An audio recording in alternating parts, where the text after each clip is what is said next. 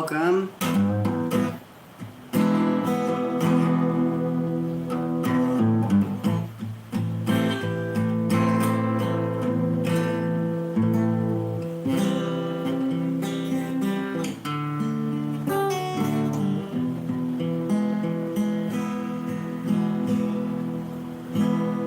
How's everybody doing? Today I'm going to talk about things that I wish that I had known about being an amputee before I became an amputee, because there was definitely a lot of things that I experienced that nobody really prepared me for, and so I thought I'd try and help with that. So for folks that don't know, if you're new to my channel, I'm an amputee. I was involved in a traumatic accident when I was a kid, and I've talked about it on stream a few times. I've done streams about it, and I've done some videos about the process. I've got a playlist that's called, I think it's just Prosthetic something. I'll send, here, let's do it. I have my computer in front of me, which is great. And I'm not going to waste too much time getting into some of the more important things. I know for YouTube, they want you to, like, you know, you're rewarded by kind of milking it, you know, and, like, starting with some teaser stuff and then, like, drawing it out. And then by the end of the video, you're telling the stuff that people actually came in for. I'm not going to do that. I'm going to get some stuff out of the way because we have a very... Oh, I'm cutting in and out. Are you guys... Okay, I hate it when people say stuff like that. Is anybody else experiencing issues with my stream? Because sometimes, most of the time, it's people's own connection and not mine. Okay, yeah, don't scare me like that. Ask other people if they're having the same issue. Okay, there we go. Great. Damn it, now I forgot what I was saying. Oh yeah, we have a special guest in chat here. I don't want to blow them up too much because you know, people have their, you know, their stuff going on. Not everybody wants to get blown up, but I'm glad that they're in chat. I had a conversation with a fella earlier today who is going to be experiencing what I experienced years ago tomorrow, so I wanted to do a stream and talk about some things so that if there are any other people that are facing limb loss or maybe recently have experienced limb loss, then they can also get some of this information, and hopefully, you know, like, it can be useful to more than just this particular individual who is going through a lot right now, and I definitely can identify with that. You're good, Bailey. You're just looking out. It's okay. I just got scared there that my stream was fucked up for whatever reason. So I'm actually going to get, like, the first thing kind of out of the way because it's, like, the top. If nothing else, I wish that I had known this thing over everything else. And the rest is, like, I can talk about it for hours, but, like,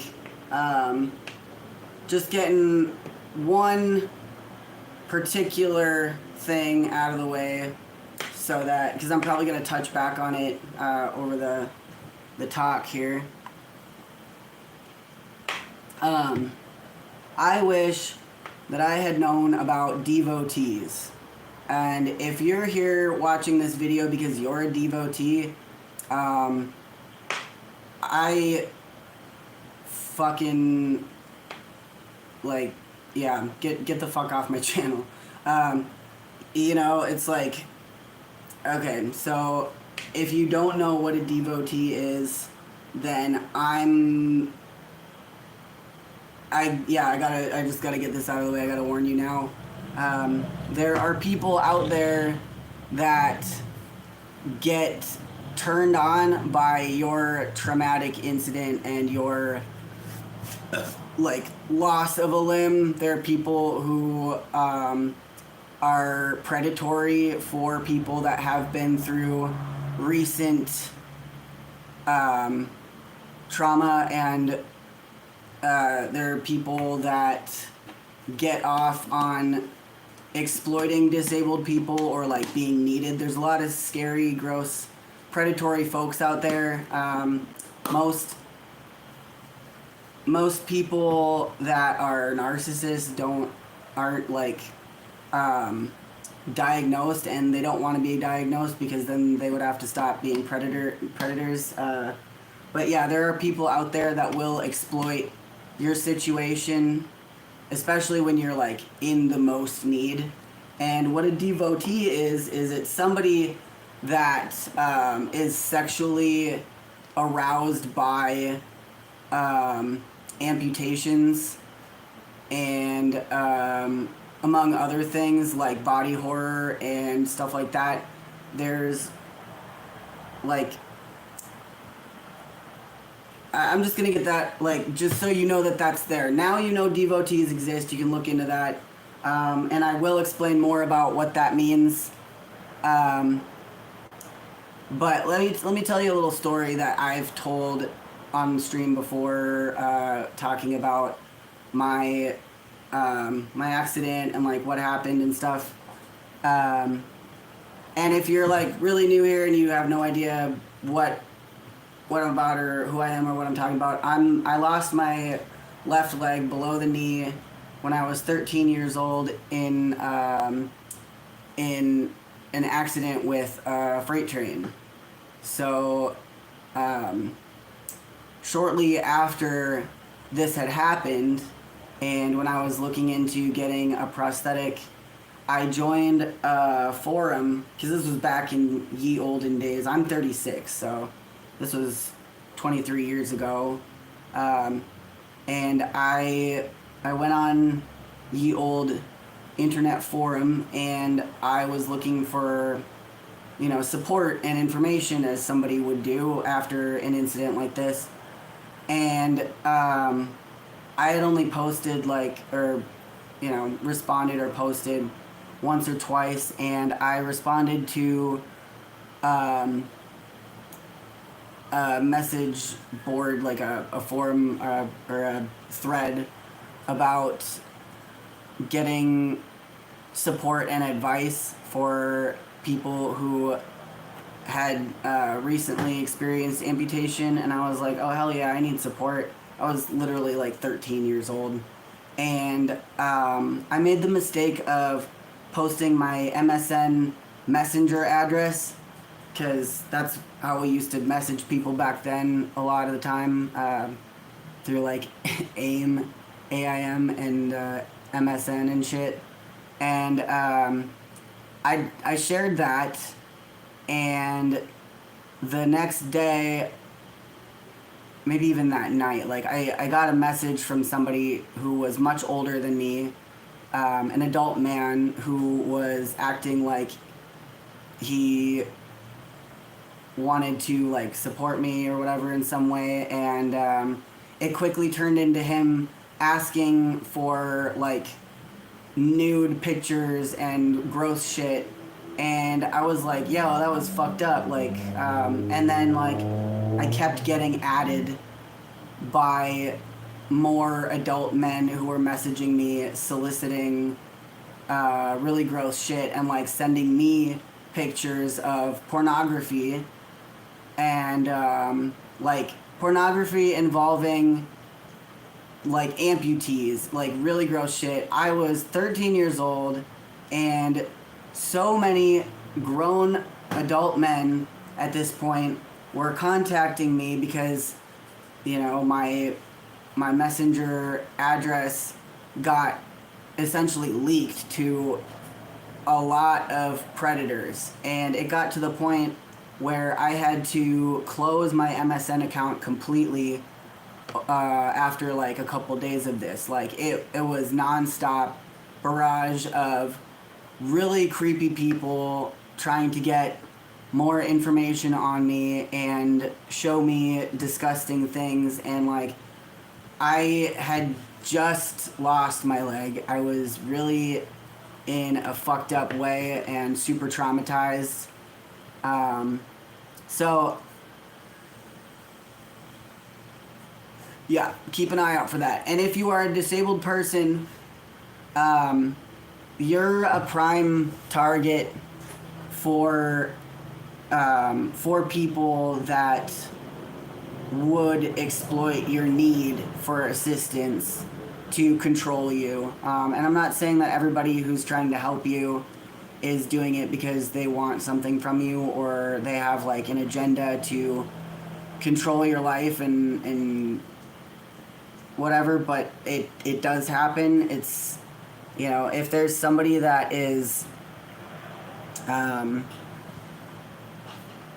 trying to or like convincing you that you absolutely need them, like, just remember you don't ever absolutely need anybody. If you're a disabled person, sometimes you actually do really need assistance, and that can be super scary. And I could talk about that for probably hours as well, but just be mindful that you are a target for abuse if you are somebody that needs assistance in any way. And there are groups that can help you. I don't know of any offhand right now. I'm actually going on my YouTube channel because I'm gonna pull up my playlist of prosthetic information and amputee information. Let me see here, and I'm gonna post that in chat, and I'm gonna check in with folks in the chat and say hi to everybody. I know that I didn't do that when I first started off. I just had to get that out of the way. I'm gonna touch on that again. I'm sure there's a lot more to touch on, but if you came in here, if you just dropped in, you have zero time, and you're an amputee or soon to be amputee, I just want you to know that real sick fucks out there exist, and they absolutely do jerk off to your traumatic incident. And don't let any, like, you know, be aware that this does happen, and there's a lot of them out there, especially if you're AFAB, if you're assigned female at birth, that you are already a bigger target for sexual predators. But yeah, it's a lot more common for people that are born with pussies, so be aware of that, okay? Yeah, so I'm gonna grab that playlist, and I'm gonna catch up with folks in chat. This is probably gonna be like an hour or so. I imagine that that if, oh, why is this private? That's not supposed to be a private playlist.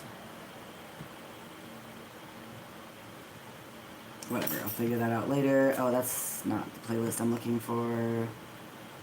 Sorry, I'm like really scatterbrained right now. It's been dealing with a lot of different stuff. Prosthetic saga. Okay, there's more than, okay. I don't know why. Man, what? I put a lot of effort into organizing my playlists, and I don't know if they saved, so that's kind of fucked up. But here is kind of a fun series that I did about getting a leg made. This is like more of a typical what getting a leg made process was looking like for me back then. Alright, James says, good looking out, because I wouldn't have had a clue about any of that crazy shit. For reals, thank you for letting me know, and don't mind. And I don't mind if folks on here know about my upcoming amputation. Okay. I'm gonna keep it, like, you know, not too in detail, because I'm gonna be real with you, James. Like, it sounds like you're gonna be dealing with some type of lawsuit, and, you know, you're fighting for your life out there, and it's not going to let up anytime soon, but you're going to have to focus on one thing at a time. That being said, I don't want to like put you on blast too much because we have 37 people in chat, which is, you know, pretty average, unless I'm doing a shock stream or something. But and then of course there's going to be thousands of views afterwards, so you know. But this fella in chat here had a very traumatic and fucked up incident on my last birthday, actually, which is pretty wild. And he's gonna be going through the amputation process tomorrow. So we were on the phone earlier today, and we were talking about, you know, obviously this man is freshly traumatized, and I'm saying man. Correct me if I'm assuming your pronouns incorrectly. But I'm a they them. I'm trans masculine non-binary for those who don't know. So yeah, we were talking on the phone earlier today, and of course, this person is very freshly traumatized, and there's a lot of things that I wanted to tell him, and you know, we talked for a bit, but there's just so much to talk about, and I figured this would be an easier way for me to kind of get two birds stoned at once, if you will, and do this talk now for this person who's going through this, like right now, and be able to offer him advice and information, and also record it live so that I have it and I can send it to other people in the future if they have similar issues. And you know, maybe I don't have time to be on the phone with them right at that moment. They can watch this in the meantime, and you know, and if there's anybody else out there, I know it's a long shot. There's only so many amputees out in the world, but if you're somebody who is an amputee or may be experiencing that in the future, feel free to say hi in chat. Be aware that by doing this, you may actually attract devotees to try and get information from you, so fair warning. If you get contacted by somebody that you don't know that is interested in your amputation, block them immediately. But if you want to, you can say hi in chat. Let me know if you have any questions about what to expect and, you know, experiences. Like I said, I have no idea how long this is going to take or how much information will be asked for, but you know, this is a video for amputees or future amputees. This is not a video for fucking looky-loos or devotees or, you know, any other types of weirdos. Like, if you know somebody that has experienced this recently or maybe experiencing it and you have questions about them, I would highly recommend that you go ahead and click the link and share it with that person so that they can join this chat. I don't usually do this, but like, this is kind of a rare opportunity. I am an amputee. I am live right now. I will answer questions. I would rather speak to the person that is experiencing this and going through this, and not somebody that is a concerned friend or acquaintance, because that can be really annoying as an amputee. Like, when people who are not amputees trying to offer me advice or doing the, you know, taking initiative and like learning stuff about whatever, like that can be really annoying, because you know, it's like they assume that I'm not already doing that work. But anyway, hit the link button, share it right now to your homie. I'm not gonna drop any new shit until you get a few moments to do that and come back, and yeah, do that. Share the link. Tell them I'm live right now, and I will answer questions. I will be live for another hour. And I'm just gonna go and check up on chat here and just catch up from the beginning. Let's see, we got Critter Bones in chat, what's up? Ali Gratia, what's up, howdy? Thank you for the well wishes. Captain Grimm is in chat, hell yeah. Lodi, fuck yeah, glad to see you, Lodi. Glad you got enough reception for that. And of course we got James Rogers in chat. Glad you're here, buddy. Patrick Is that Patrick, like the actual spelling? That's cool. Nice to see you. Doc Ob, hey, how's it going? Glad you're in chat too. Glad you're all in chat, honestly. Christine LG. Amanda says, sorry you had to deal with that, Corn. That's really messed up. Yeah, talking about the support group. Yeah, that was fucked up. I mean, that shit fucked me up for a while too, and I couldn't really like. I didn't have anybody to really tell about it, and I was kind of just so embarrassed and like shocked that I just didn't. You know, I definitely should have. I'm gonna talk to my therapist about that, but I got some other big shit that I got to talk to my therapist about. And I only have so much time. Let's see. Hey, Corn, you got my literal PayPal. Oh, fuck yeah. Hell yeah. Let me see.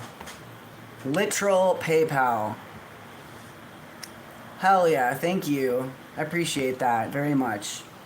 And if folks want to, you can throw down. I do have links in the description for PayPal, Venmo, and Cashapp. It does help. I have been under a lot of stress the last few days for an unrelated, somewhat related reason. There's stuff going on, so I haven't been able to stream, and I'm fucking broke right now. I'm gonna get Satan a little treat here, okay? Literally first PayPal ever sent. Hey, I'm honored. And in celebration, we're gonna give Satan a little treat. Yeah, we're gonna give Satan a little treat to celebrate. Yeah, we're gonna give you a treat, Bubba. We're gonna do a pre-game before we hit the hard shit here, huh, Satan? You want this? You want this? Yeah? Do you want this one? Yes? You do? Beep. Let's do a little munchy crunchy. Boop. There you go. Alright, now we're gonna get into the hard shit.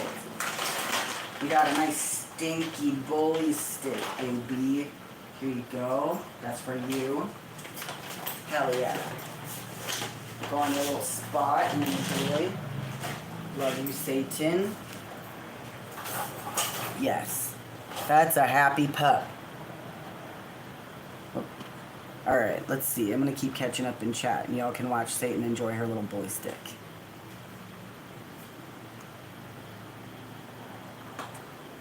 Only a month late. Happy belated birthday, fellow Virgo and brave soul. You inspire so many. Thank you. That's so sweet of you. It did work. I saw it. OG spelling. Yeah, that's awesome. I'm definitely a fan of like Gaelic, and yeah, it's like one of the least spoken languages in the world, but it's one that like I really would love to learn. It's yeah, it's really cool.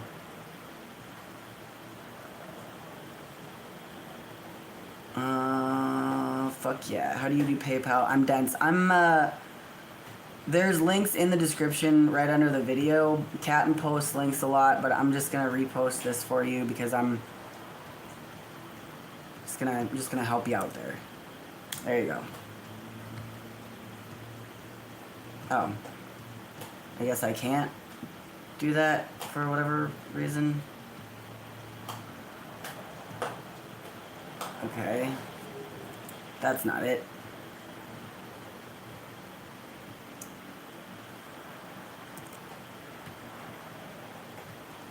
There we go. There's my link. Alright, let's see. So, I don't usually write down stuff. I should, but I didn't write down a list of things. Definitely should have. Another thing, let's see. Things I wish that I had known. So, I'm just gonna talk about like for Jim here in chat. What happens after your incident or accident or whatever it was, horrible fucked up thing that happened to you. as an amputee, in general, folks, what the process is like. Hold on. I think I'm gonna take a moment and I'm gonna write down some things here and smoke a cigarette, okay? And I'm gonna take process. I should have done this before stream, but I did not have the time. Okay. Yeah, I'm gonna write down a few things, so y'all are gonna have to bear with me here.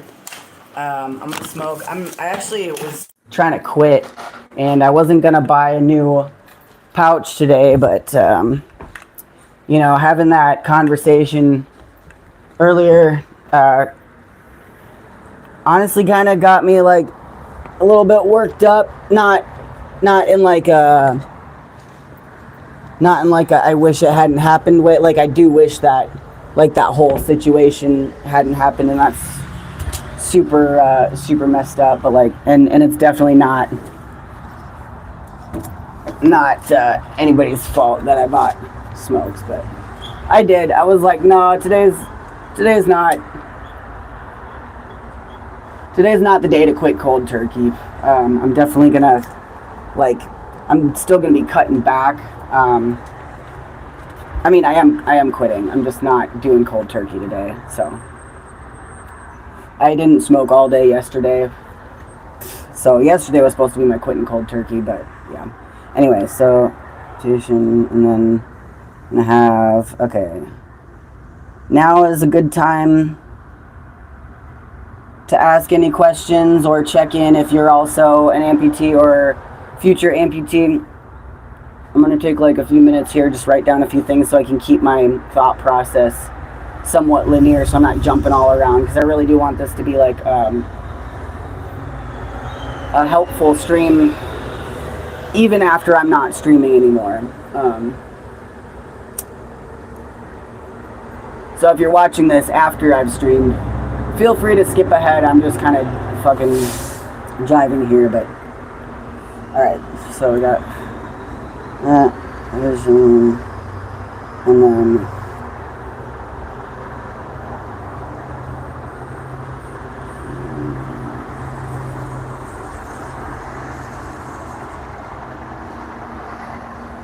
okay, that actually took like 10 seconds there. That'll help me keep my my thought process sorted. Does anybody have any questions about, like, further questions about devotees, since I just touched on that, or abuse within disability, that sort of thing, just before I move on to the next kind of rant, because that's like a whole thing. I could do a whole hour-long talk about devotees and like how fucked up that is. And not just that, but there's like, you know, there's a range of predatory people, and they're out there, you know, like not everybody's a predator, not everybody's looking out to get you, and you should definitely accept help when you need it. And sometimes you're in a situation where you truly do need a person's assistance, and you know, it becomes clear that they're not coming from a genuine place, and you can recognize that and navigate that while still like maintaining a working relationship with this person and coming up with a game plan to become less dependent on them as well. Because yeah, there's a lot of room for abuse within physical dependence. Oh yeah, and I definitely want to touch about let's see, life after amputation. And then I'm going to write down, let's see, advice with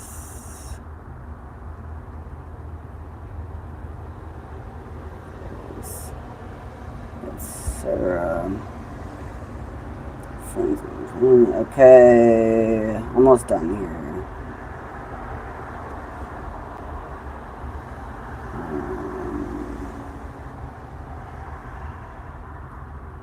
and options. Let's see. Okay. Let's see.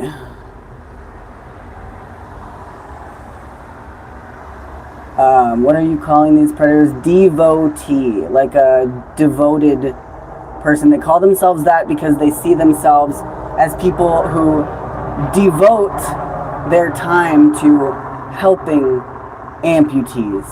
They see themselves as like devoted caretakers. So that's why like they're fucking perverts and they're predators, but they like to bill themselves as like as something like, you know, some PC fucking bullshit name. So it sounds nice. They might say like, I'm a devotee. I'm devoted to helping amputees and like caring for them because I love amputees so much. That's why they call themselves that. They're people who are sexually attracted to amputations. You know, like you got people that have foot fetishes and stuff, and like nose fetishes and weird like that. And that's weird, you know. Like if you've ever dated somebody that has a foot fetish, but they didn't tell you that they have a foot fetish, and like things in the bedroom kind of get weirder and weirder, right? And then like you realize that they're actually just in love with your feet. It's like that. It's really gross. Yeah. Anyway, I'm gonna go back in. Okay. I'm in a lot of pain right now because of my prosthetic. I'm in the process of getting a new one fitted, and that's not going well. And I'm gonna talk about that a little bit too, because now I'm gonna talk about the process. Okay, so I'm actually gonna sit down here because this is kind of nice. I got the hiccups because I took a little kratom because I'm hurting today, and might have taken a little bit more than I needed to, so I'm kind of feeling a little sick in my stomach. Also, I need to eat really bad, and I'm drinking black coffee, so that's not great either. But okay, so the process for after you've had your incident or accident or whatever.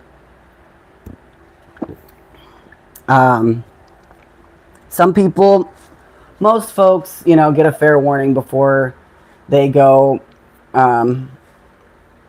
they go get surgery and have their amputation. I did not. I was, you know, in an accident, and it was completely mangled. And I'm going to spare details because I'm sure that there's some devotee in chat right now jerking off. And I hope you go to hell sooner than later. So if I share details about my story, you know, I feel like some creepo is going to be getting off on it because they do. So be careful who you share the gory details with, okay? But what happens after... before I start ranting again, I turned the AC on, so there's going to be some white noise, and I'm really sorry. Chat, can you let me know if it's like way too loud? How does the sound? How is the sound going? It's fine. Okay, cool. What they're called? Thanks, Captain. I appreciate that. Okay, so after your accident. Probably they try to save what they can, even if it's like really bad. In my case, you know, it was pretty obvious that I wasn't going to be able to have anything saved of what got run over. It was totally mangled, and they'll explore options. It depends on what the healthcare is, where you're at. If you're in some back-ass county, I would highly recommend transferring to a different county with more amenities from as early as you can, just so you can get access to better treatment and better quality care. like if this had happened to me in Imperial County or something, they don't have they don't have the proper resources for folks, and that's kind of sad because there's where there's a lot of farming, there's actually a lot of amputations. Like I think probably the number one reason why people have limb loss is because of like farming equipment or motorcycle accidents or stuff like that. And the amputation process itself is just like, you know, you can't eat for 24 hours before surgery, you know, so that's always going to be stressful. And then you just kind of, they dope you up and you go to sleep. And I don't want to tell horror stories because, you know, I don't want to scare anybody, but if you have like a higher resistance to drugs or a higher tolerance or whatever, definitely let them know. Like if you have a history of substance use and you know for a fact that you've got high tolerance for certain drugs, like tell them that. I wasn't using drugs at the time because I was a kid, but I just have high tolerance to substances in general. And I actually woke up before I was supposed to wake up during surgery, and that was really fucked up. Because like I came to, and the first thing I remember experiencing was like my throat felt really, really dry. So I was trying to swallow and I couldn't swallow, and I realized that I had a tube down my throat, and I started like gagging on it and like kind of freaking out, and they saw me. Like I remember making eye contact with a doctor, and they were like, oh shit. And then they put me back under, but that was fucked up. Let's see. So after the initial amputation, there may be revisions and there may be complications that you'll have to go and get surgery again. It happens a lot for any type of surgery. There's sometimes revisions are needed. And I actually ended up experiencing amputation 3 different times because of that sort of thing. And at one point I did experience infection, and you know, they took skin grafts and grafted skin onto part of my foot that I no longer have. Like all of that skin graft, and like the graft didn't take at first, and then they did another graft, and then it did take, and that was like a whole healing process. And then eventually I ended up getting all that removed anyway. So it's like, you know, hindsight is 20/20, I guess. But if you don't try, you don't know. Like they can always take more off, but they can't put more back on, right? So it's you know, something to consider. It's better to take it more slowly than to rush through. And I know it sucks because a lot of the time you're going to be like really impatient. You're just going to want to be getting out of that hospital bed and getting back to your regular life. And I'm sorry to say it, but you're not going to get back to your regular life. The sooner you can accept that this is your reality now and that you have to move forward through this, the better and the easier it will be to continue to move forward. And, you know, do what you have to do in order to get through that and move through that, because, you know, at the end of the day, nobody else can do that for you. And there's going to be a lot more things that you're going to have to work through and accept in the upcoming weeks and months and even years. Oh, hold on, I'm going to write. How long?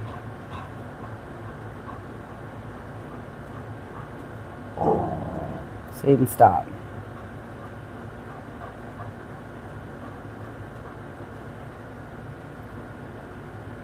All right. Okay, so We got initial amputation. Do you have any questions, Jim, about like the amputation process itself? Since that's what you're facing right now, that's your most immediate concern. I'd be curious to know if there's anything that I can explain about that you're worried about before I move on to the next parts of the process. And I'm going to check back in chat here and see what folks are saying. Let's take a look here.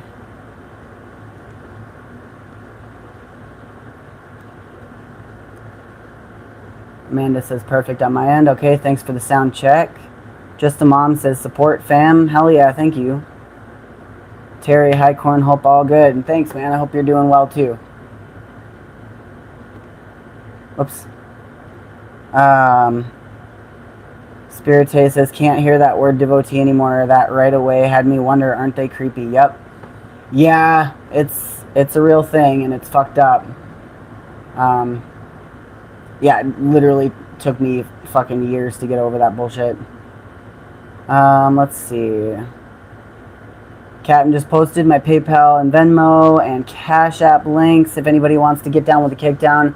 I am currently struggling through the process of getting a prosthetic that I can continue to walk on, and it's expensive out here in LA, and I've been here for much longer than I should have been, and I'm dealing with stuff.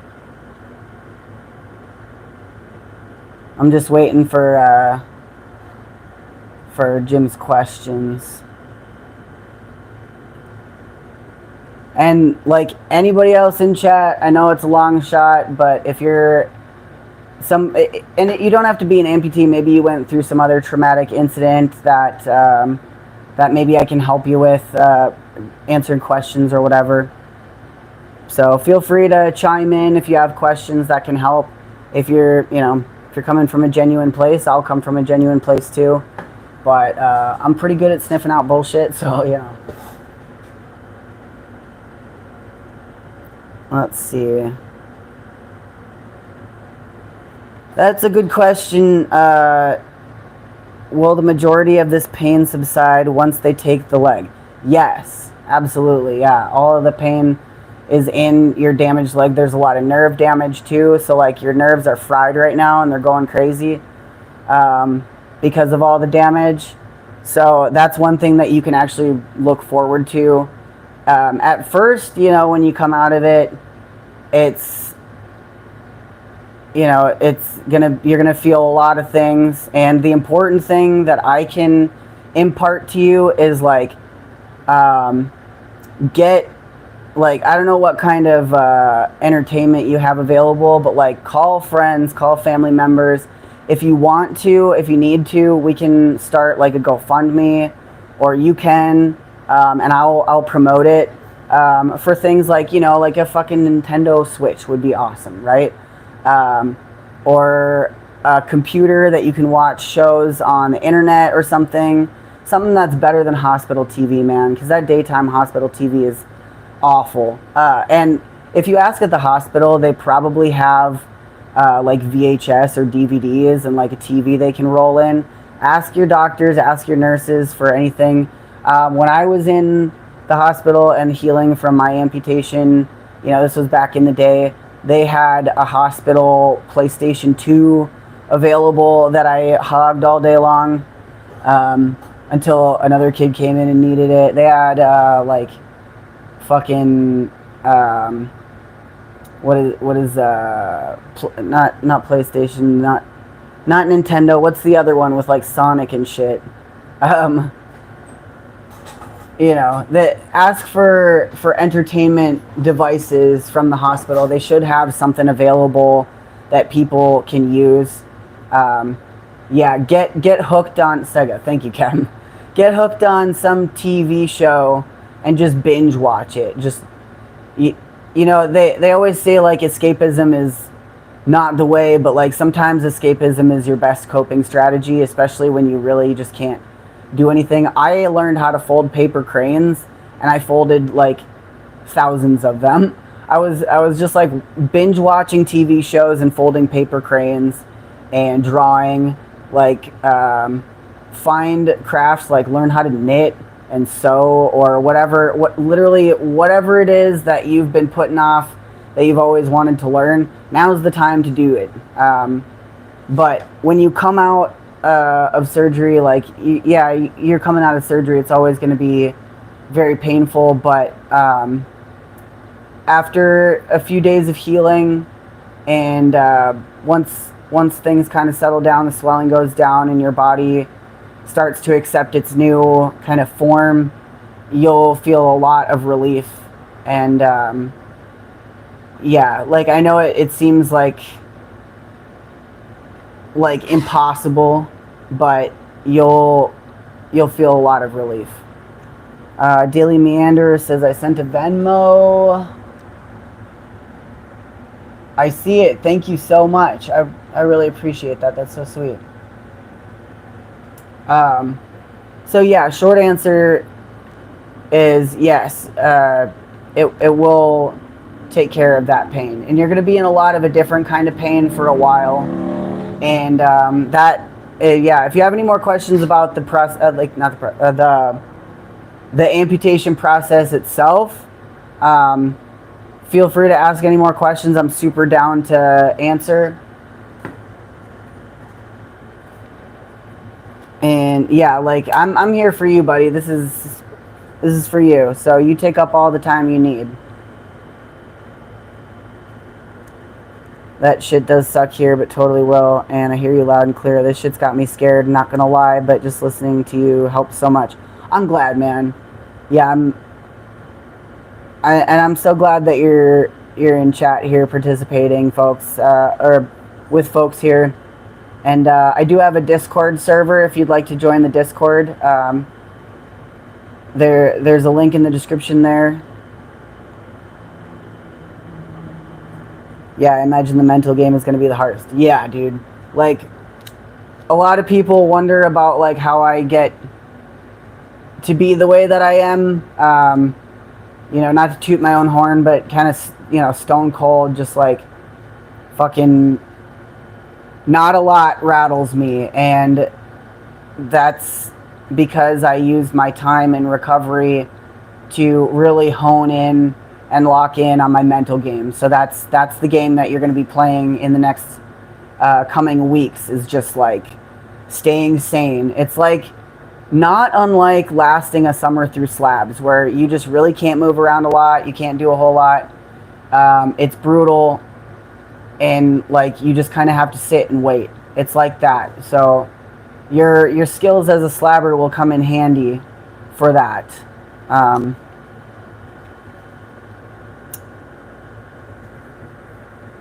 Yeah, it's a lot, but like focus on one thing at a time first. So right now you're on the amputation part of your journey here, and like you're gonna have plenty of time in the future to consider your concerns about the next steps. But you know, try and stay in the moment. And you know, right now all you have to do is get through the rest of your day. Don't ruminate on regrets or concerns about the future. You know, tomorrow is never guaranteed anyway. You've been living in this world. You know how fucked up and crazy it can be, and how things can change at the drop of a hat. It can happen to any of us.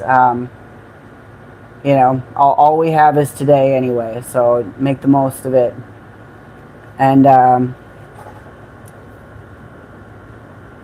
yeah, just focus on what you got going now. There's plenty of time. And in the operating room, they're going to do everything they can. Like, it's procedure, they can't take more than they need to, but in case they do, you know, like, make sure from the beginning that you save, like, you save all your paperwork, and have doctors write down their recommendations and like what they want to do to go ahead. A lot of the times, if docs are trying to cut corners, if you have them put down what they're telling you in writing so that you can log it, a lot of times they'll change their minds. So don't be shy and holding your doctors accountable for the decisions that they want you to make, and that they can't do anything without your express permission. So make sure that you are carefully looking over whatever paperwork they're having you sign as well. And I know it's hard when you're in pain and medicated and, going through all that. Joseph B. says, Corn, you're providing authentic and valid information gathered from your experience. You're so generous. Thank you, dude. I appreciate that. I feel very seen. Appreciate you more than you can imagine. Thank you for everything you've ever done for me. No problem, man. Yeah, we're gonna go through this list here. So, and we can come back if any more questions come up. So like that's the amputation process. It takes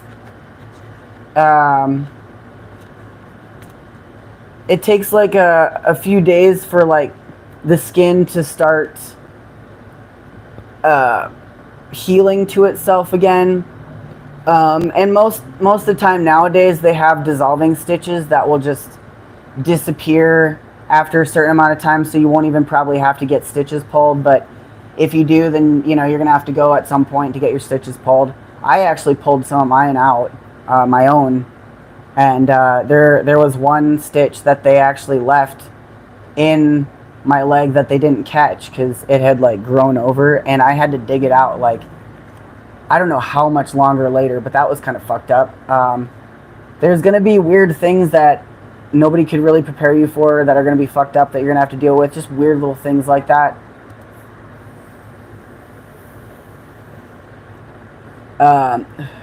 Yeah, I'm hitting on some sativa here. It helps keep my mind at ease. So yeah, I'm pretty stoned. It helps. Definitely get you some CBD and stuff like that too. So yeah, after all the revision processes and everything's all said and done, then they're going to move you into rehab, like rehabilitation, where you're pretty much going to start learning how to like, just mobilize using crutches, and you're probably going to have been in a wheelchair for a while too. Like being on the meds, it's hard to be on crutches. Like you're going to be kind of unstable a lot of the time. You might have to have somebody even come and help you go to the bathroom and stuff. I was using a bedpan for a while, and yeah, just getting up after being on ass for so long and being medicated can be really difficult. And there's swelling that happens too. They don't really tell you all about that, but like once you start, because you're gonna have your leg elevated, and at some point you're gonna stop having your leg elevated as much, and swelling can be more bad for some people than others. For me, my leg swells up really easily even after so many years of wearing prosthetics. If I'm not wearing a prosthetic, it swells up pretty quick, and that can fuck with the fitting process as well. So like using compression socks is really important during that time as well, and afterward, for follow-up. Make sure that make sure you're aware of that, and keep your leg elevated so that it minimizes the swelling, because once you start the fitting process, your leg will become more compressed as you wear a socket and your test socket and such. And I'll talk about prosthetics a little bit more in a minute here.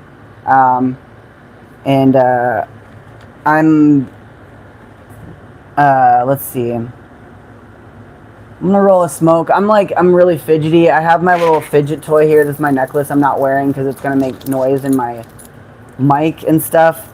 And usually when I'm talking, I would be fucking with this, but I kind of just want to roll another smoke. So I'm gonna do that.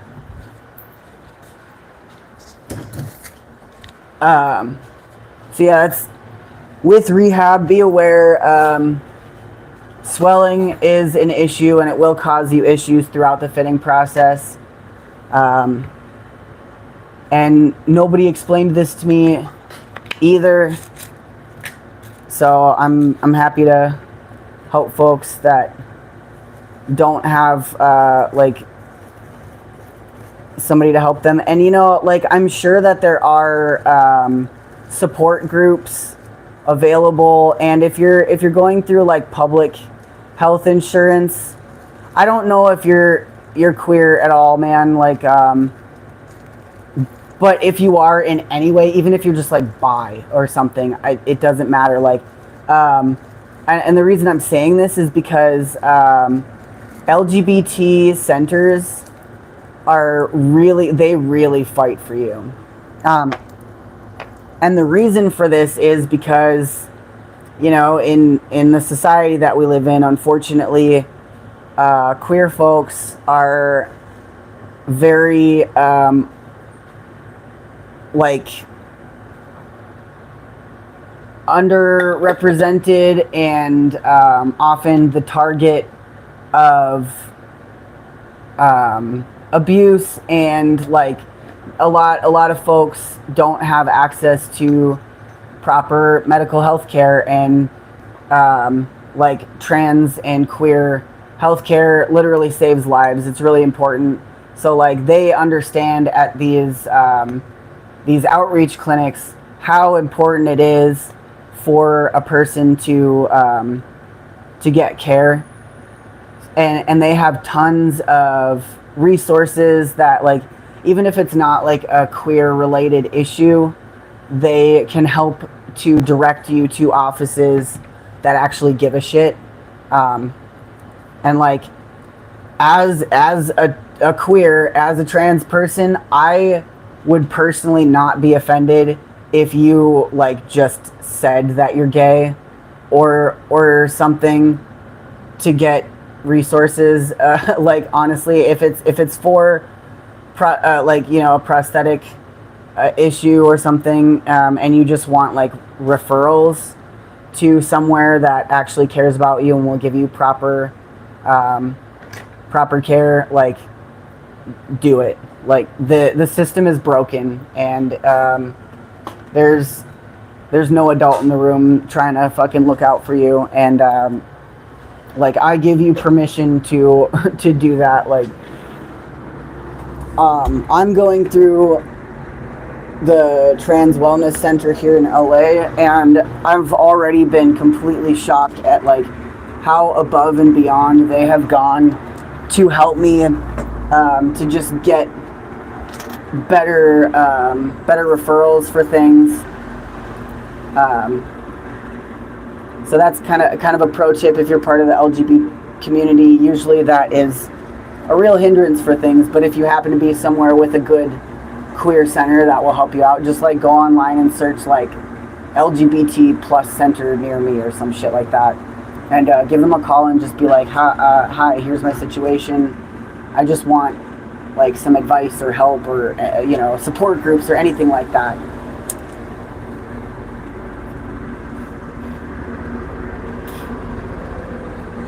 Who cares if you're whatever, should treat people the same. No, dude, a queer center is for queer folks. It's like, no, as a trans person, I know you're trying to say like people are people, and like, yeah, that would be true, but in a society that doesn't treat queer people the same, we do need our own clinics. And if you're trans, you actually do need trans specific health care. So it makes perfect sense that you would go through a trans healthcare clinic. I'm just saying, like, if you are a disadvantaged person and you really don't know where else to turn, and you don't know how to find like places that will meet your needs, queer clinics are allies, and they do have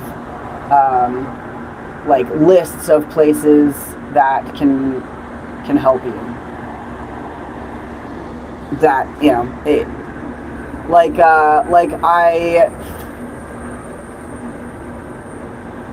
I got into therapy, which, like, anybody should be in therapy, not just queer folks, but like I got referred through the LGBT center for this this therapy that is covered by Medi-Cal, and I'm so grateful. Like, it would have taken me probably months to get through and get all the referrals myself, but since I went through them, they were able to get me in like that week, which is shocking to me. So there's that. If you are a queer person and you do need to be in therapy, which we all do, look up your local queer center and get involved. I'm 64 and learning, living in Seattle. Never knew. Yeah, I'm not doing a trans issues talk today, but that's just like my pro tip for this individual specifically in chat. Like, I'm just throwing out ideas there. There's probably other groups, like, I don't know, like if you're a specific ethnicity or something, there's probably support groups for people in that same vein that might have resources too that will help you out, you know. But I'm just speaking from experience. Like, that's how I got into therapy so quickly, was going through the LGBT center, and that's awesome. You know, if you're fresh out of a traumatic accident or incident, you don't really care where your help is coming from, right? So it's like, you know, do what you got to do, even if it's just getting the referrals.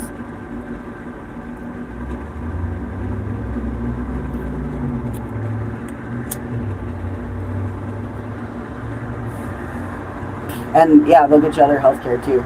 So, okay, so I was talking about rehab.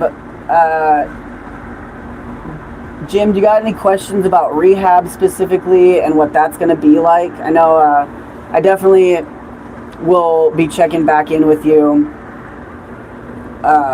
personally in the future if you have any more questions, which I'm sure you will. But if you have any questions right now about what rehab might be like, or like what to expect with that, or some worry that you might have that, you know, you might not get an answer from somebody else before then, feel free to ask any questions. I'm here to answer.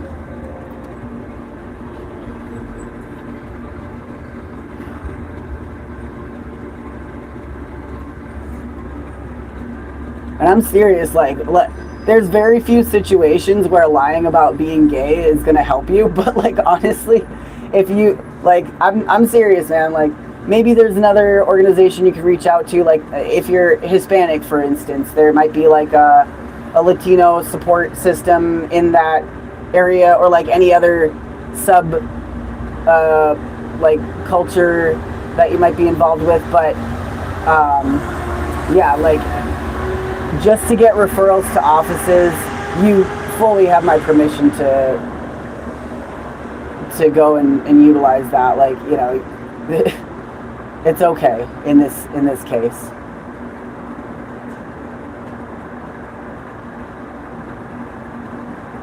I'm sure there are LGBT outreach centers in Palm Springs. That's a huge gay hub. They won't even ask any follow-up questions. Like, just explain your situation. Like, just search for like a LGBT care center near you, like a medical office or something, and call them up and just ask them if they have any recommendations or somebody that you could talk to about getting support for this issue, and possibly, you know, with legal stuff in the future, because they do have all of that. And if you're not comfortable, like, saying that you're queer, you can also just say, like, you know, my queer friend told me that you might have some recommendations for me and I don't know where else to turn. They'll help you with recommendations. They don't care who you are, they'll help you, because they understand how important it is.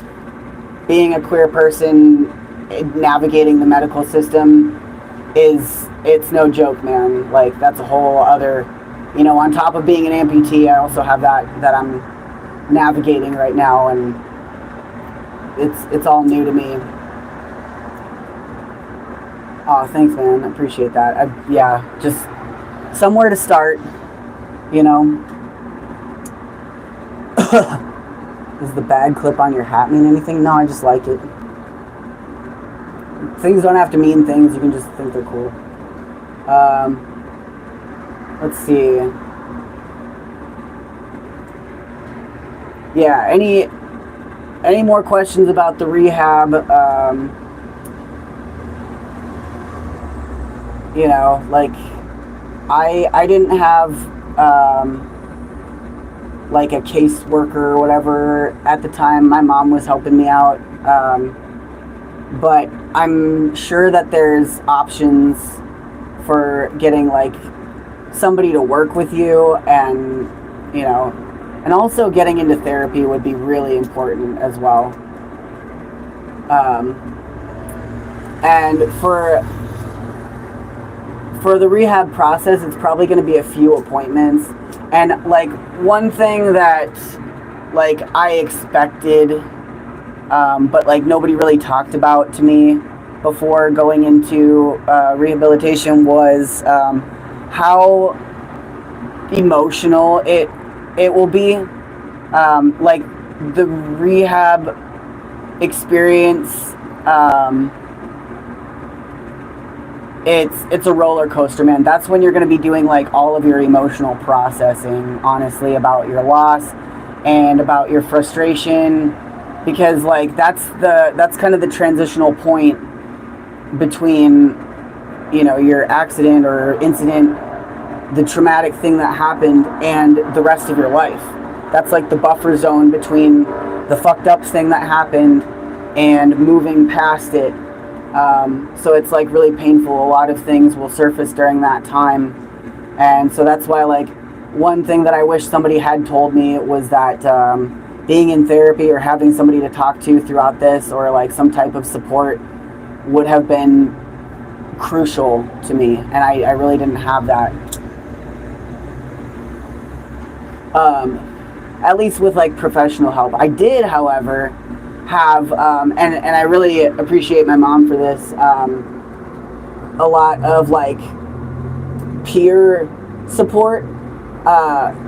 There were folks in our own kind of community, specifically one older fella who was super cool. We hung out a couple times. He had recently lost his leg in actually, I think I was doing outreach to this guy. It was a long time ago. I was still going through the process. He was going through the process. He had been in a motorcycle accident, and he came over a couple times for like play dates, and we just played like Nintendo together and talked about stuff, like not necessarily about our accidents too much, but we did talk about like what we were going through. So like having somebody who is going through the process or has gone through the process that you can touch base with and talk about stuff is really important, as well as I would highly recommend some type of professional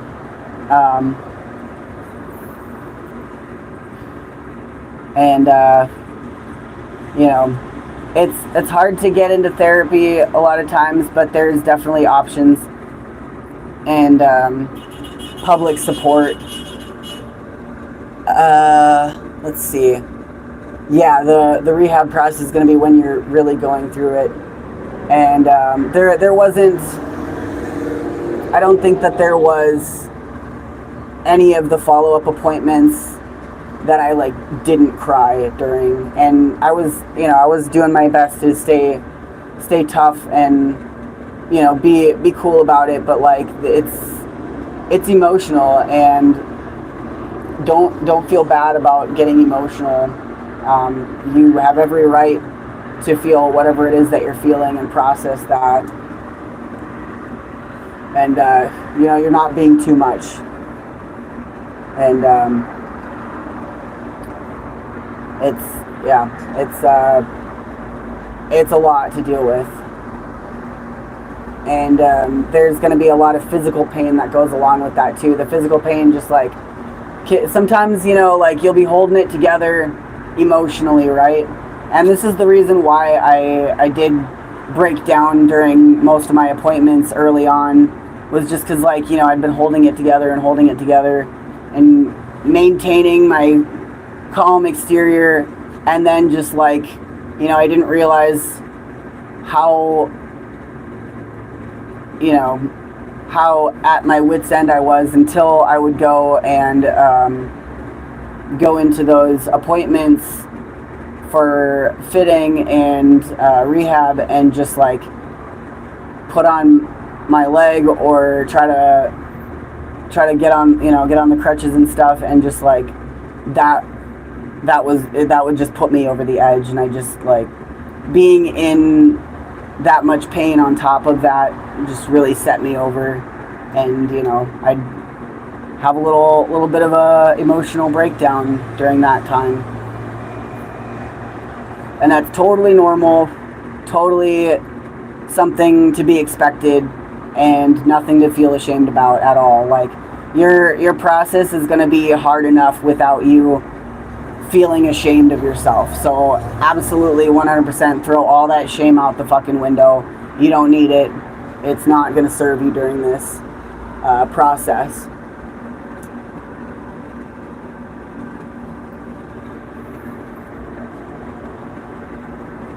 I'm going to go over a couple of the other points I wrote down. I'm going to go back inside and grab my little notepad. So if you've got any more questions about the rehab process, I'm going to talk about the fitting process in a nutshell. I've done that on my streams before, and I'll send you links to my past videos and remake my prosthetic and amputation playlist so that it includes all of those talks as well. I don't know why YouTube didn't save all the work I did on my playlist. That's very frustrating. Let's see. Actually, I kind of got to take a piss. So I'm gonna take a short 2-minute intermission here so I can pee. And now is the time to ask any questions. I'm also on the chat on my computer so I can look back in. I'll do that in just a second.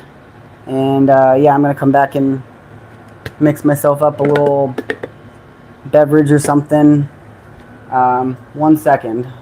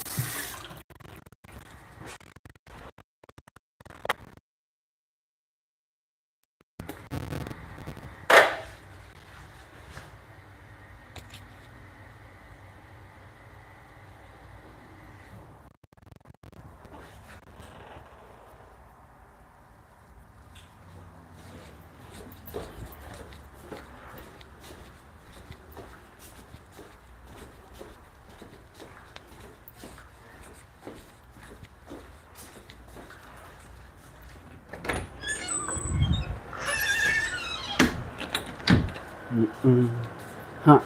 I just realized I had my mic on still. Wonder if y'all heard me taking a piss. That's hilarious. That one's free. You're welcome. Alright, let's see. I'm gonna get a little drink here. Actually, I'm gonna get a carbonated water, maybe? Let's see. Yeah, why not? Yes, we did. Awesome. Great. Nice. Nice. I had Bigfoot hold my dick. Just kidding. That's a reference to a past live stream where people heard me pissing. Anyway, let's see.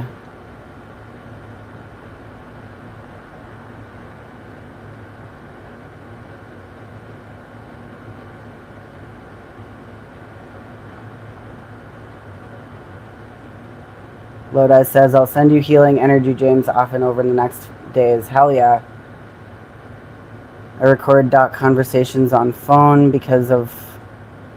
Oh, okay, now my page is refreshing. Okay, here we go.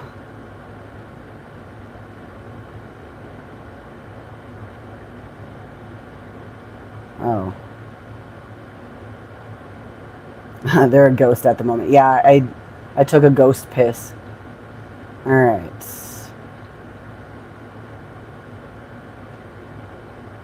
Okay. Allie says, I record doc conversations on phone because of meds, and exactly what Corn's saying. Yeah. I mean, you know, it definitely does not hurt to record that, especially because, like, there is a lot of malpractice in the medical system, and you never know when you're going to have to cover your ass, unfortunately. So it's better to have it and not need it than to need it and not have it. You know, save everything. I don't have the best, like, the best presence of mind to always know when I should be saving things, but, like, always. And even if you have to, like, buy storage on Google Drive or whatever the fuck, just so you can store all of the files and information and screenshots and pictures, etc., it's definitely worth it. It's like $10 a month for a terabyte of storage or some shit like that, or you can get, I don't know, like whatever. That's the easiest way to just keep things backed up, and you can have them automatically back up. All right, let's see. Captain says, be a true corn reprobate. Check out the t-shirt. There's t-shirts available in my my merch link there, and there's other such things. All right. Oh, that was way back in the chat. Okay.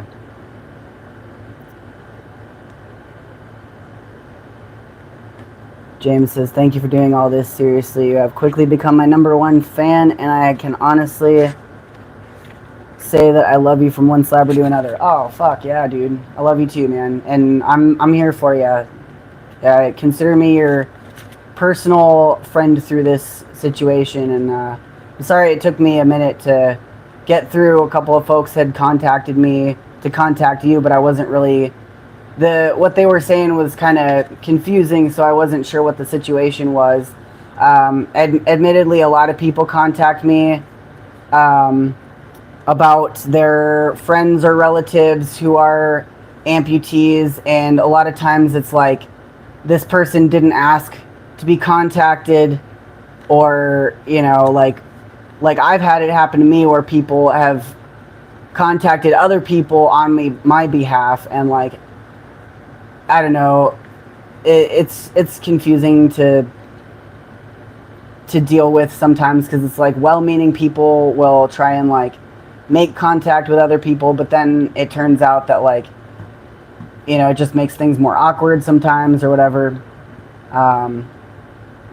Or that's another thing I kind of wanted to talk about. Yeah, this is going to be kind of a longer stream, folks, because there's still a lot to talk about here.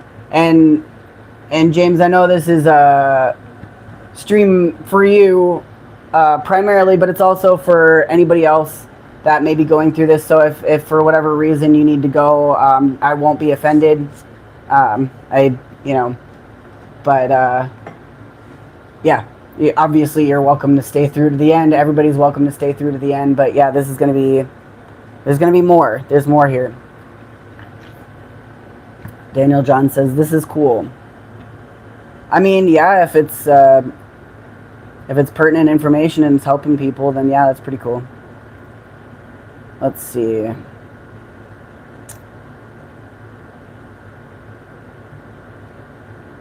Better late than never.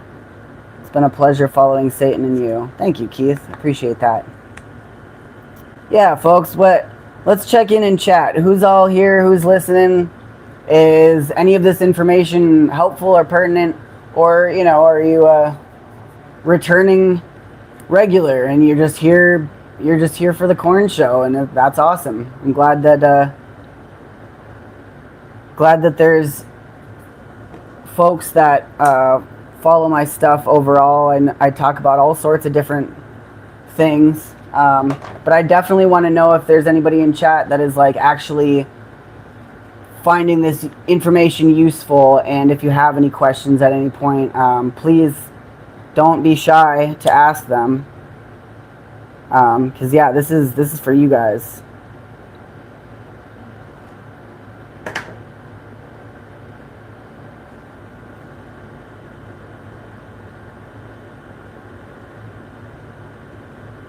Deborah says, yeah, this is going to be a big one. Yeah, it's, you know, it's a lot to talk about, for sure. Deborah says, just to stay informed. That's cool.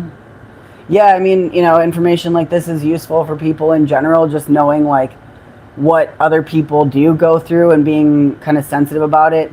So I guess I'll come back to the actual what to expect from the amputation to prosthetic process in a little bit here, but I'm also for now gonna refer to people who aren't amputees, and like what you should know in relating to people that are, like, maybe you have somebody in your life that is an amputee or friend, or I don't know, maybe you're like an acquaintance of mine and you're too polite to ask, but you want to know, right? So, like, here's some things for people that are not amputees. First thing, somebody being an amputee is not, it's not a fashion statement, okay? It's not a look. It's not cool. It's not an accessory, and it's not something that, like, you should compliment like a hat, right? Like, I have people come up to me all the time saying, like, cool leg or something like that, and, like, you know, on its surface, it's like somebody thinks it looks cool, great, but, like, what does that mean for me? Like, all that does is you're drawing attention to the fact that I'm an amputee. It's awkward. If they said, like, something along the lines of, oh, that's a really cool design on your prosthetic or something like that, or, like, you know, something that's not, like, cool leg, that feels like, I gotta turn this light off, it's fucking with me. That feels like it's really, like, trivializing. Oh, that's kind of an interesting effect. All right. It just feels really trivializing. Like you think that it's just something that I did for looks, you know, or trying to another thing as a non-amputee to an amputee, for folks that are not amputees, like offering unsolicited advice for any reason is really annoying. Like, I get people all the time sending me links to things that I didn't ask about or whatever, and it's always something that's not really helpful. And like they'll send me links to like, oh, did you see this new type of leg? Maybe you could get that. And it's like, dude, okay, this is something that the military is developing. It's like millions of dollars and is only available to like 2 people or whatever. Like, why? Like, yeah, of course I'm aware of the advancements in prosthetics. Like, that's pertinent to my life, and I'm interested in that. I'm interested in machines and mechanics, and I'm an amputee. Like, of course, you know, that's not to say that if somebody sent me something like and was like, hey, what do you think about this? This is kind of cool or whatever. Like, that's different, but context is important. Like, if you don't know that much about prosthetics at all, assuming that another person knows as much about prosthetics as you do is really, really fucking infuriating and demeaning. Like, I can't tell you how many times I've been approached by people, and they're always, like, almost always, men, and they have all of these ideas for how they would make a prosthetic. And it's always like, I didn't start the conversation, and I wasn't even, you know, like, maybe I would have said, like, maybe I said, like, oh, I'm in pain today or something, and then they'll, like, go off on this tangent about, like, oh, do you ever hear about those blade legs? Well, I thought of something that you could do that's even better than a blade leg, and blah, blah, blah, blah. And then they'll talk about, like, all these, like, you know, as they'll have all of these ideas, you know, like these wingnut crackpot, like, inventor. They think they're so fucking smart, and they've got, like, you know, and it's like, bro, you literally don't even know how prosthetics work. Like, you've had this idea pop into your head 5 minutes ago, and now you think you can design a better prosthetic than, like, a person who went to school for fucking 8 years to learn how to design high-end prosthetics. And, like, you know, it's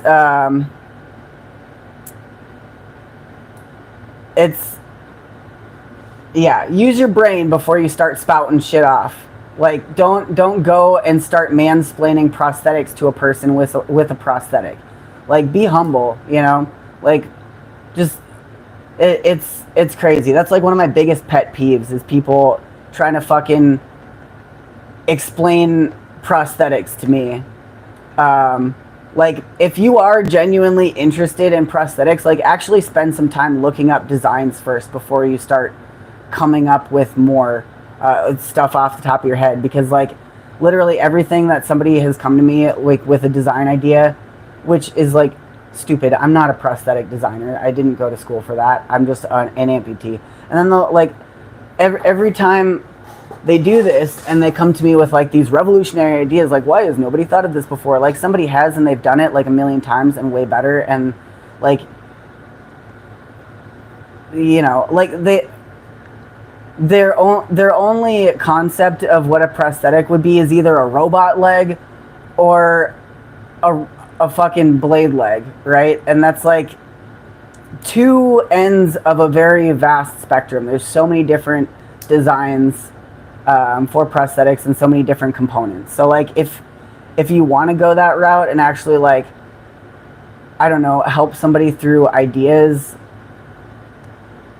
or whatever, like, you know, people have talked to me about, like, 3D printed legs and, like, all these different designs. Like, no shit, of course I'm aware that those exist. Like, and, you know, it's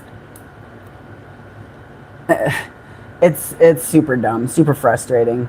So don't be that guy. Don't go and start trying to explain prosthetics to a person that is an amputee. Do a little research yourself and learn about different types of legs and how they actually work before you start trying to talk about that with somebody. And also, like, an amputee probably isn't spending all their time hoping that somebody will talk about prosthetics to them, some layman who's never gone to school for that sort of thing. Like, or their amputation at all. Like if I'm out in the wild, like hanging out and vibing, like the last thing that I want to talk about is being an amputee. Like I'm doing it now on my channel because this is what I do as an occupation. So if you want to get down with a kick down, there's donation links there in the description. This is how I make my money, by doing talks like this. So this is an appropriate forum to do that. And I'm happy to do it. I'm very glad to do it. But like when I'm out hanging out just in the world, I don't want to be reminded of that. I'm compartmentalizing. I'm enjoying my day. And it's very rare that I completely forget that I'm an amputee. So when people just like remind me out of nowhere, it kind of pisses me off, honestly. It's like, bro, I had like a solid 2 minutes where I was genuinely just enjoying my time talking to somebody, and I forgot completely about my traumatic accident and all of the pain that went with that. And you just like waltz up to me out of nowhere. I don't even know your name, and you're gonna just like remind me of that. Like, fuck off, you know. Have some class, have some respect for somebody. Like, you know, people that went through a traumatic incident don't want to just talk to anybody with a fucking curiosity about that issue. It's a traumatic issue. It's not nice. It'd be like, you know, if you had eyes that were a little too close together and you were just hanging out and I was like, hey man, I noticed your eyes are really close together. You know, there's like procedures that can help you with that. You know, like, or me explaining how you can get a haircut so that it looks like your eyes aren't so close together or something. Like, you know, like it's okay that the person's eyes are close together. It's not hurting them in that moment, and they probably have looked into options in dealing with that. As an example, you know, it's like, it's just really insensitive. It's not welcome. Other things that people should know as a non-amputee, like just because somebody doesn't look like they're in pain or they're struggling doesn't mean that they're not. And having a prosthetic is not an advantage. There's a percentage of people out there that truly believe incorrectly, because of what they've seen on the movies or whatever, that prosthetics are better than actual limbs for some fucking reason. It's really dumb, and it pisses me off. And like, you know, I might do something physically difficult or whatever, and like every now and then somebody would be like, oh well, that's not fair because you got a blade leg or some shit like that. Like, first off, I do not have a blade leg. Second off, blade legs are good for running and running only. That's a very specific piece of equipment. Third, there is no advantage to missing a leg, and it's really invalidating to know that somebody genuinely thinks that I have an unfair advantage because of my traumatic accident and the pain that I'm in constantly. So yeah, a prosthetic, maybe, you know, maybe someday there will be advantages, but at this point in technology, we're not there yet. So yeah, don't dismiss somebody's tribulations because you think that their leg makes it easier for them or whatever. It's super dumb. I'm gonna open the floor for questions from people that are not amputees. What are some things that you would like to know about relating to people who are amputees, or, you know, showing respect to them or whatever? I'm gonna step outside again and take a few more drags of my smoke, because that's what I want to do. It's still that same smoke. I'm not like smoking a lot of cigarettes. It's just the one. That's just kind of how I smoke right now. Take a few drags, put her out. Take a few drags, put her out. You know, rinse and repeat. Questions from chat about what you wish or what you want to know about the amputee experience.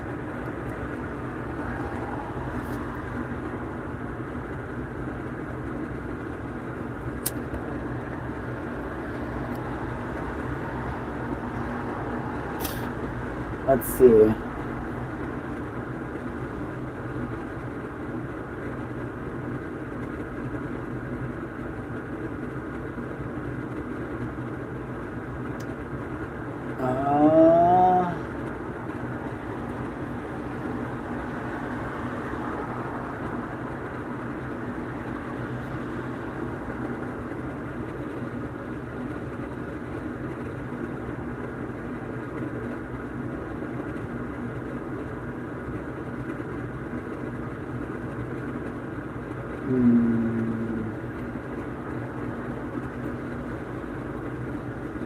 So this person in chat is asking me for, or making statements about my accident itself. So my red flags, that's a red flag. And then they're asking about my leg specifically, and that's a big red flag. I don't know if Daniel Johns is a devotee, but those are questions that would be asked by one. They want to know about specific details, and they want to get you to talk about your trauma and your accident, because they get off on trauma.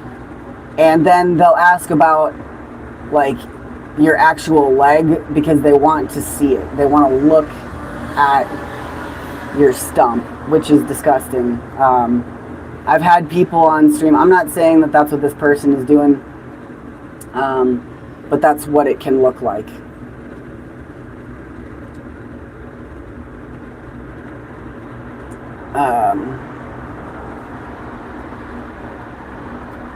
And I do have a couple other streams from the past. I talk about the prosthetic fitting process, and you can look that up after the stream if y'all want to or whatever. And I explain in detail what the fitting process itself is like, so I'm not going to go over that whole thing completely during this stream because I've already talked about it. So for folks that are not amputees, like asking specific questions like that are red flags for those reasons that I said before, but also because it's just really insensitive to ask that sort of thing to people. And I know I said that this is a Q&A segment of my stream, so people can ask questions, and that's why I'm not just like schooling anybody or whatever. This is a learning discourse. But yeah, when you're asking like questions that involve details like that to a person, that's going to make them wary of you, and for good reason. And not only that, aside from making people like wary, it's just like invasive. It's a very invasive line of questioning. Like if you're asking about specifics about like people's bodies in general, and that goes for like, that translates to trans experience as well. If you know a trans person, like asking them about surgeries is really invasive. Asking anybody about surgeries is invasive. Or about like, you know, things that alter their body in any way. There's definitely polite ways to broach the conversation, but just like going straight into it, you gotta have tact, you know?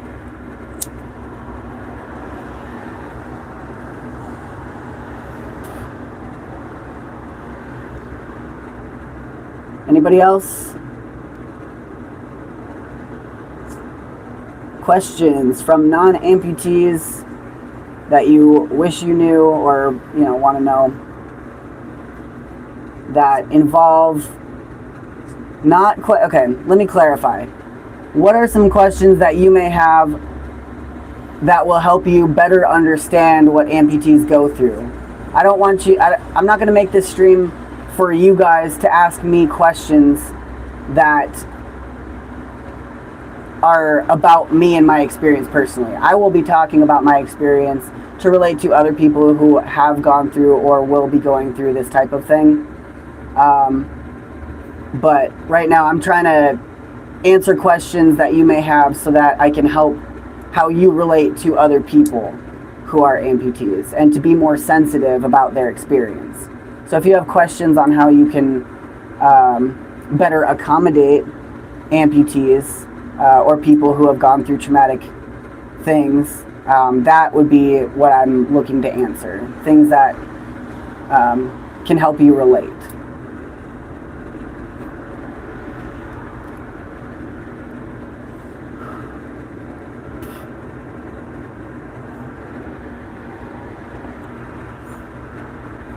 I'm going to finish this up and check on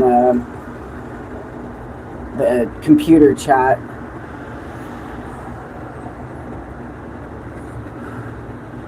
Spirite says, I didn't know devotees was a thing. I remember you tell about this before. I was quiet for weeks. It's just disturbing if they're taking advantage. Yeah, it's unfortunate. And it's, you know, it's something that happens to people of any type of disability. So that's, yeah, disabled abuse is a very real problem that affects a lot of people. And I think that it's important that there's more awareness of this, because people that have disabilities are not always able to what's the word? Advocate for themselves.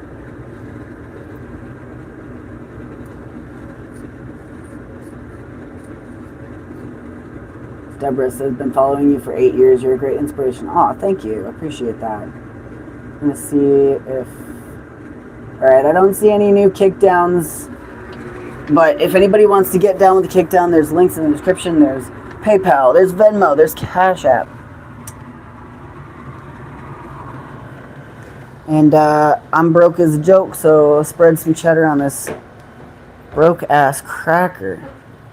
Oh, speaking of crackers, I'm hungry. I'm really hungry, actually. Holy shit. I'm going to have to eat after this. Okay, let's see. I'm going to get through... yeah, so the fitting process is going to be obviously the most traumatic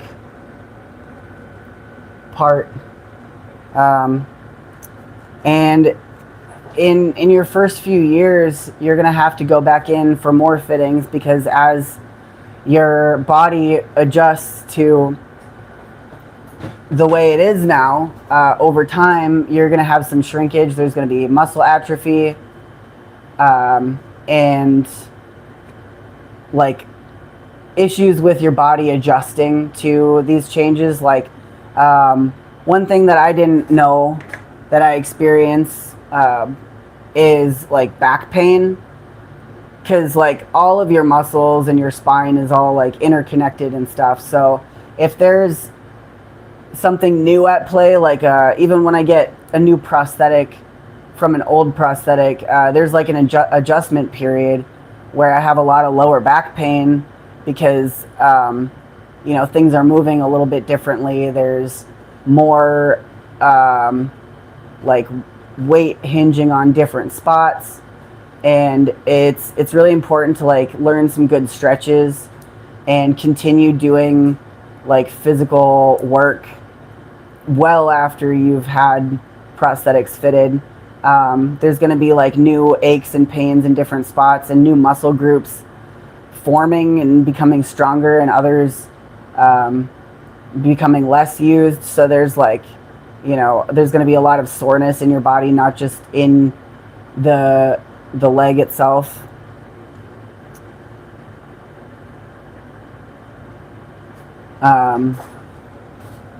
So be prepared for that. Do a lot of like, yeah, a lot of lower back and like hip, and if you end up keeping your knee, like take care of it, you know.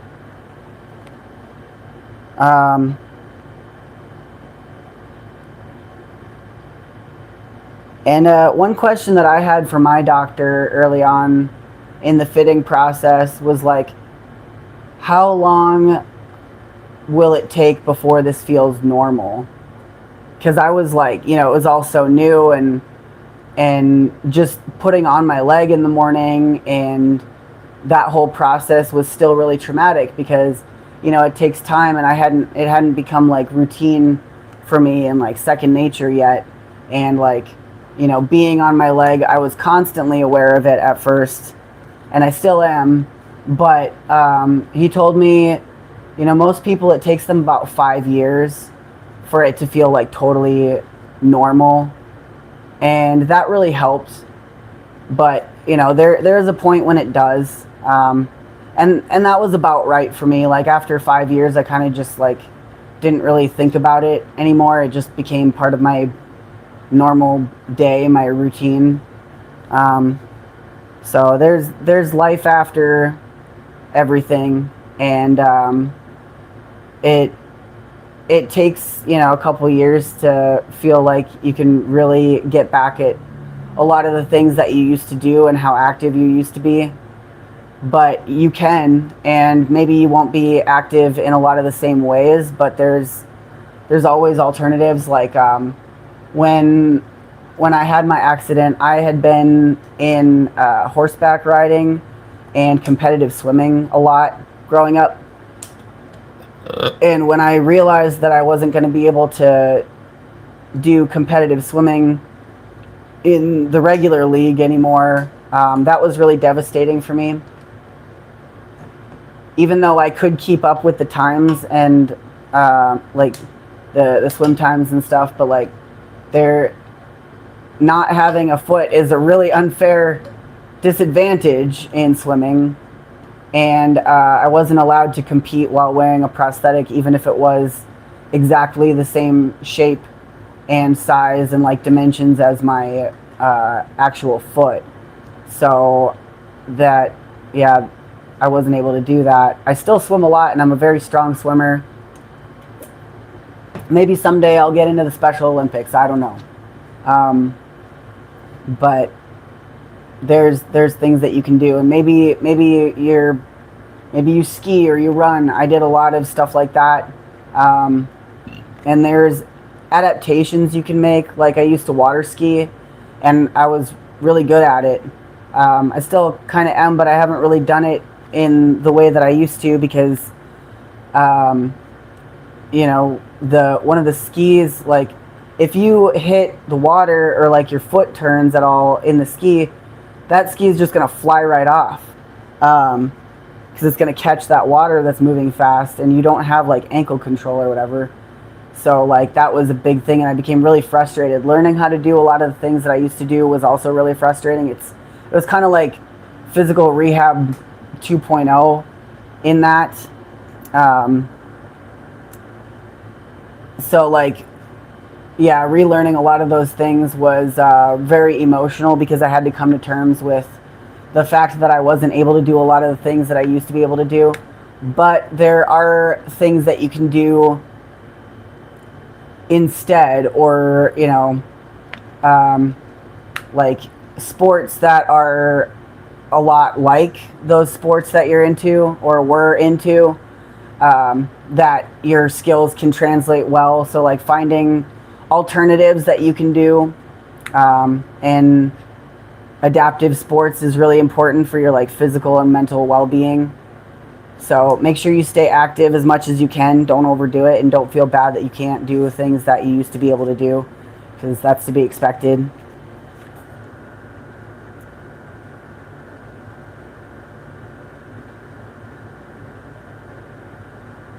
Let's see.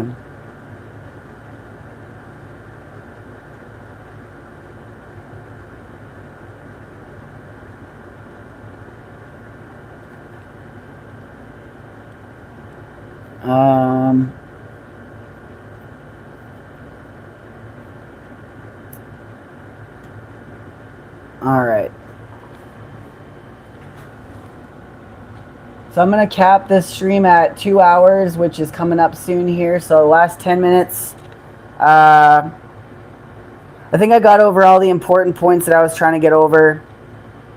And I'm not going to prosthetic explain to anybody, because that's like, you can very easily look up all of that without using me as your personal info box. But if you have any questions that I can help you with personally, now is the time. Don't squander it. My time is precious. I know its value, and I'm here for the next 10 minutes. So if there's anything that I didn't go over, especially for James here, anything that, you know, and again, you'll be able to contact me in the future if you have any more questions that arise as they need to, and I'll check in with you tomorrow too after your surgery, if you're available.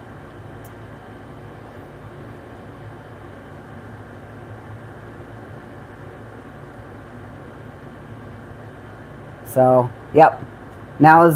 Floor is now open. Go right ahead. I feel like I'm not stoned enough, which is a real pity. So I'm gonna fucking, I don't know, I'm gonna roll a fucking spliff or some shit.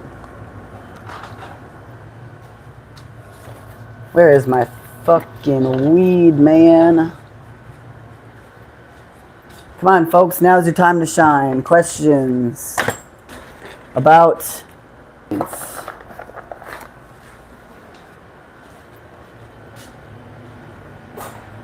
Because I'm not gonna answer these types of questions during every stream, just during streams that have to do with it. If you don't know what you would ask, then you don't have any questions. I'm not gonna sit here and fill time when there's other people in here that do have pertinent questions, or I can share any more information that I missed.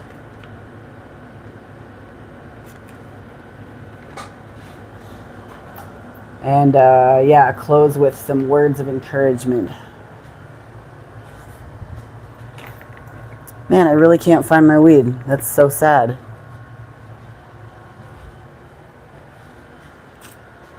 Where is it?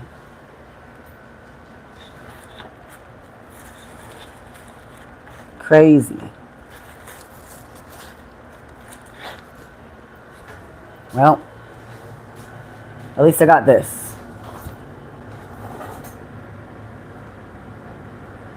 And if you are, if you're a person that is an amputee or will be an amputee in the future and you're watching this video after it's been live, feel free to leave a question in the comment section if there's anything that I can help you out with, or join the Discord server. Do both. Hit the like button. I want to see some thumbs up. Get your thumbs out your asses and hit that thumbs up button. All right. And yeah, subscribe, etc. I'm not leaving right this second. There's still a few minutes to answer any questions. But I gotta eat pretty soon here. Also, if anybody wants to get down with the kickdown, I sure do appreciate it. Really does help.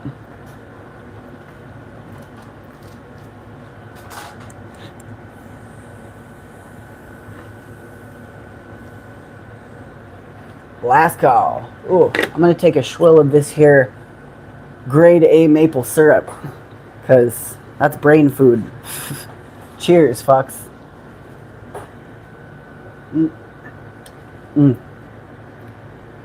Yep, that'll get you. That's the good shit. Oh yeah, that's good. Fuck yeah. Cheers, reprobates.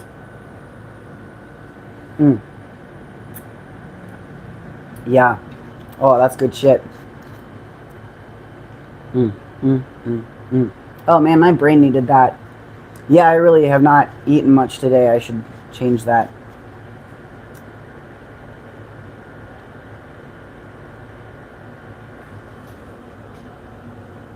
Not seeing anything. Alright.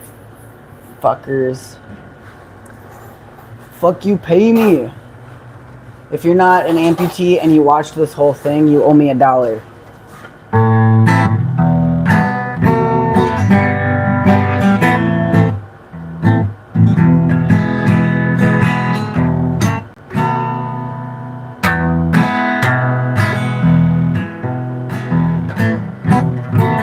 Wait, that's not it.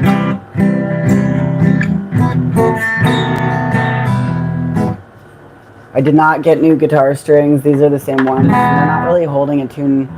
That's why I haven't been playing guitar much the last few streams, but anyway.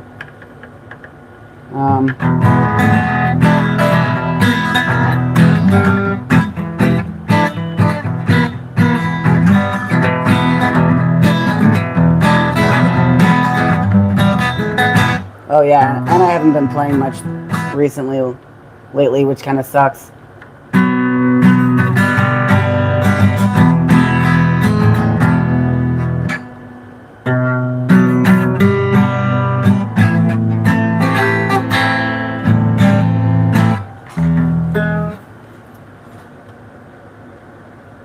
Still no questions. All right.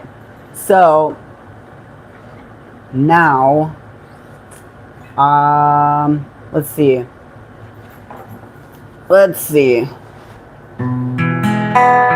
I will ask stupid questions from non-amputees if you've got any.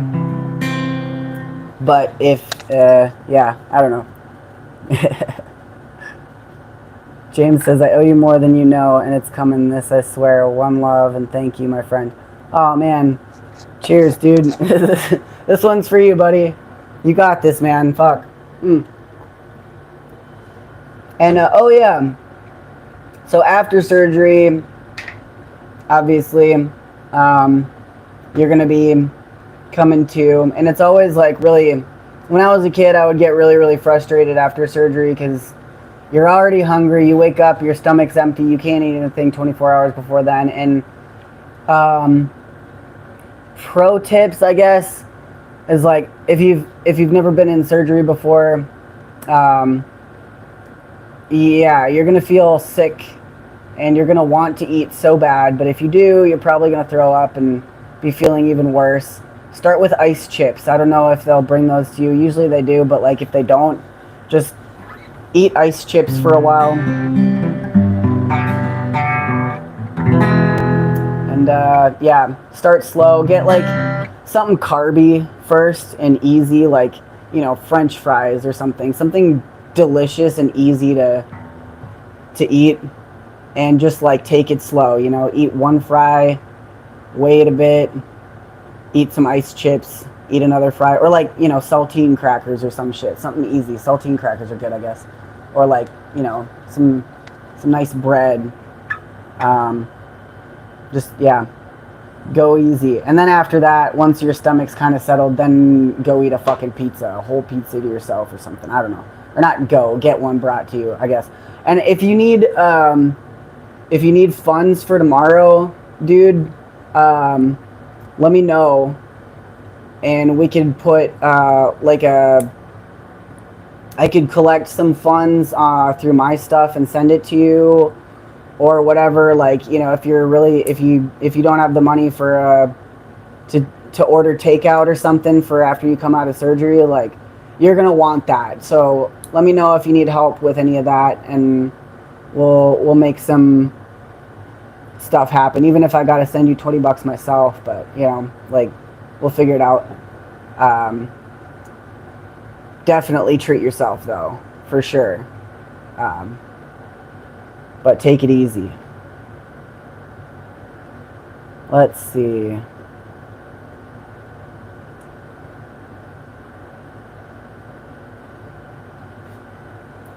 Man, I can't believe I can't find my weed. That's crazy. Where could it be? I'm lost. I'm lost without my weed. Yeah, man, you're gonna want some food money, and you're gonna want some stuff for, you know, I don't know if you smoke weed or whatever, but you're definitely gonna want some, at least CBD, if not THC as well. A lot of CBD.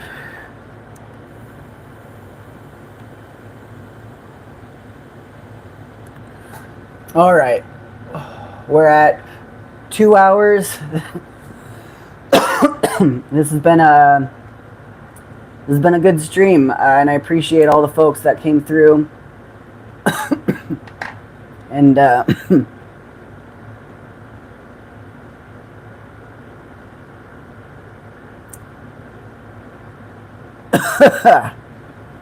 and I really appreciate the kickdowns, folks. That means the world to me. You guys keep me going.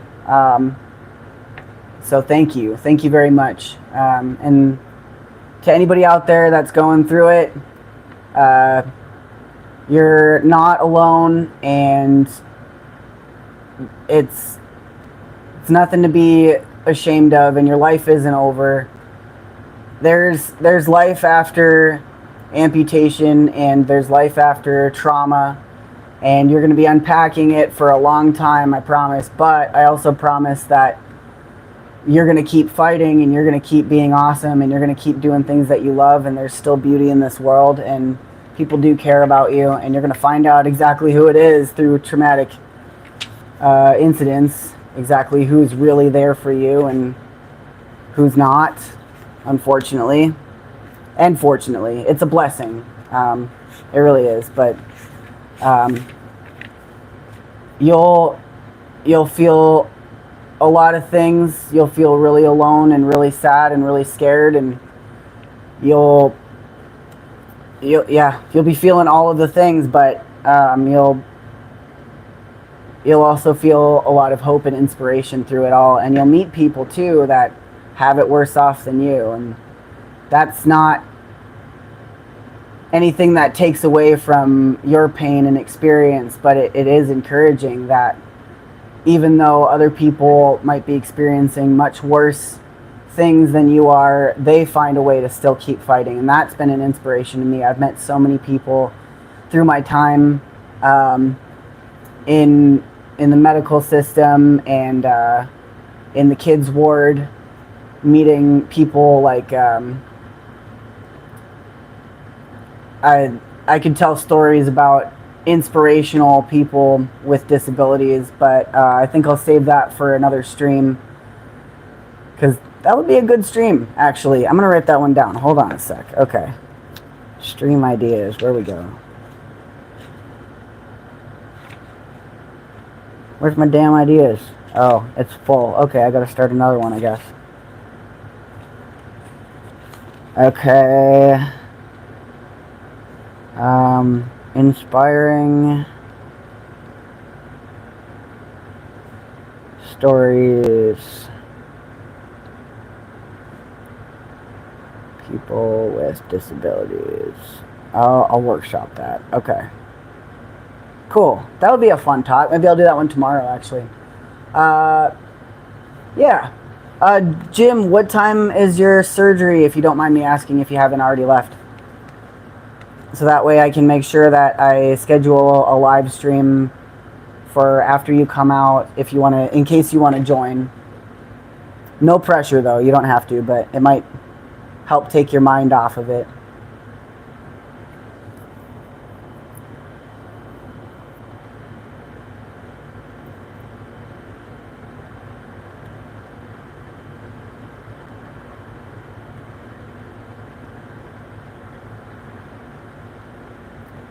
George says, yes, world is wonderful. Day live you, master live day money. Okay. Rock on, man. Alright.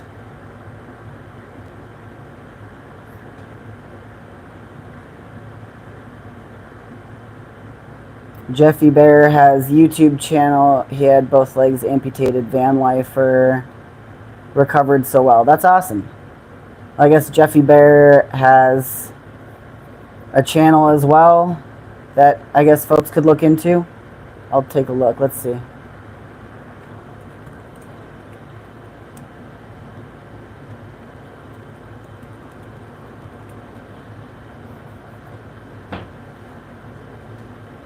That's cool.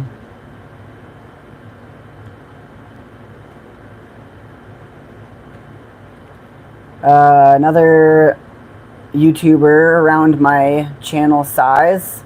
What's up, Jeffy Bear? I'm sending a link to his channel. Just, you know, in case there's amputees in chat and you want to connect with other amputees, I suppose. There we go. And you want to learn more about that. Probably he's got stuff, you know, talking about this sort of thing on his channel as well. Gonna give a follow. There we go. Good looking out.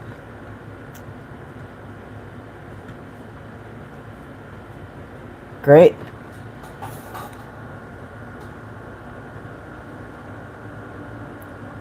All right, folks. I'm gonna scram. I'm gonna eat some dinner. I hope y'all are having a good night, and come again. Come watch another stream. Hit the subscribe button. Make sure you hit the bell notification icon so that you know when I'm going live, because YouTube is really bad about notifying people. Join us in the Discord server, and if you want to get down with the kickdown, there's links in the description for PayPal, Venmo, and Cash App. I am fucking struggling out here. The struggle is real, and I do appreciate any support. I also have a Patreon, and I have merch. So yeah, cool. All right. Well, I'm gonna take one last swill of this here maple syrup for the road. Cheers, fuckers.